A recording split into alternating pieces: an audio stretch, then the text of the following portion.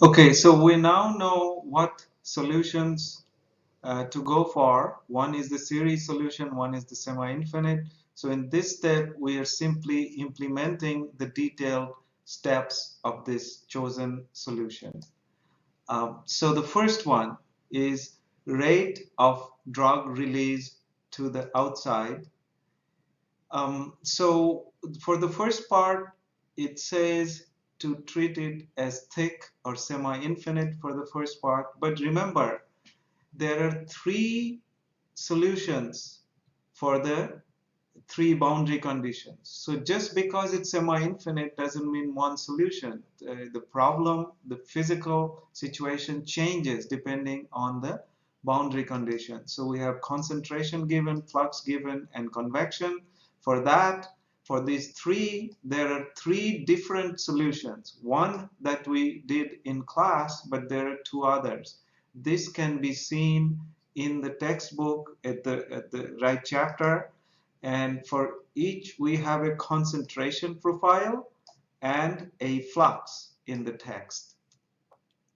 So from this, we need to choose. So we need to choose for constant concentration because that is the boundary condition here. So for that solution, the flux is given by this. So this is the rate at which drug is being released to the outside. Okay, because this flux is going out, and so Ci, the initial concentration is greater than the Ci is greater than Cs.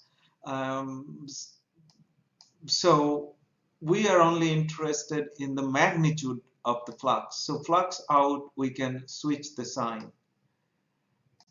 Okay, and now continuing on the rate of release, we see that the flux is given by this. So how much left over time is obtained by integrating this flux, integrating this over time, which is what we're going to do now.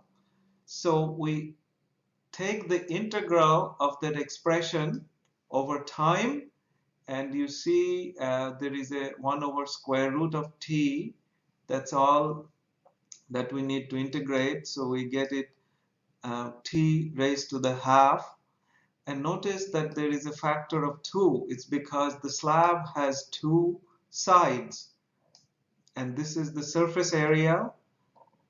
So again, flux is this part. That is something per unit time, per unit area. Then you multiply by the area, so that is per unit time, and then you integrate over time to get amount released.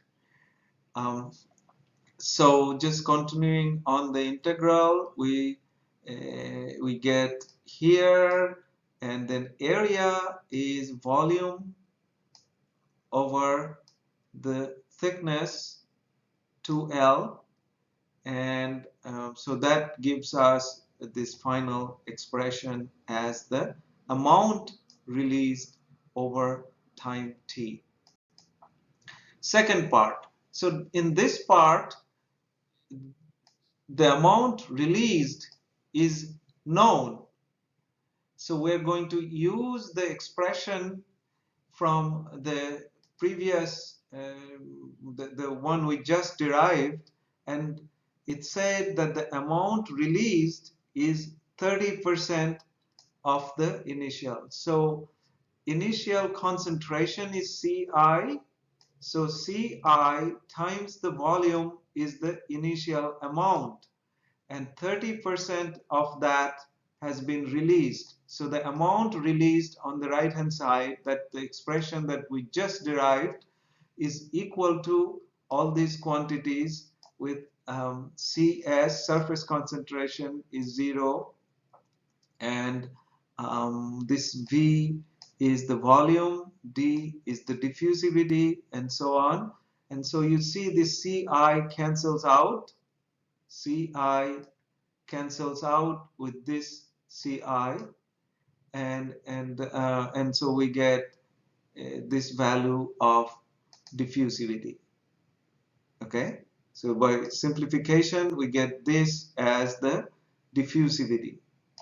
Okay, then the third part, so this time there is a big change. So we're talking about drug released at later times. So for later times, because it's a finite slab, at later times we cannot treat the slab as a semi-infinite. So this time we have to get back to the series solution. So for series solution at later times, you remember we need only one term of the solution. So from there we can calculate C average as this, and then C average is related to the amount of drug released this way, Ci minus C average. So initial minus what is now. So this is now. I'm terribly sorry for the not being able to write with the mouse.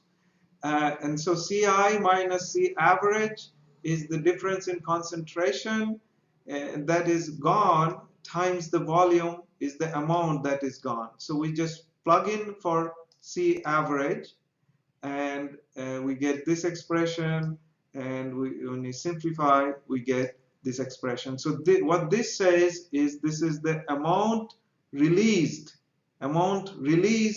at time t, but this is for the later times, not for early times, which we have already done. So the expression that we just found is the amount of drug released, and it says in this problem that 80% of the drug is released in a certain time. So 0.8 times the total amount of drug initially, that is Ci times V. So this is the amount released, and we just plug that in the expression that we found in the previous slide, and plug in for the time given is 208 hours. So if we plug everything, then we can get to the diffusivity. So the diffusivity is given by this. And notice that the two calculated diffusivities are not the same. They should be same ideally, but the two solutions are approximate, and also the data that is given, the amount of release is also it also has errors. So from there we get two different estimates of the diffusivity.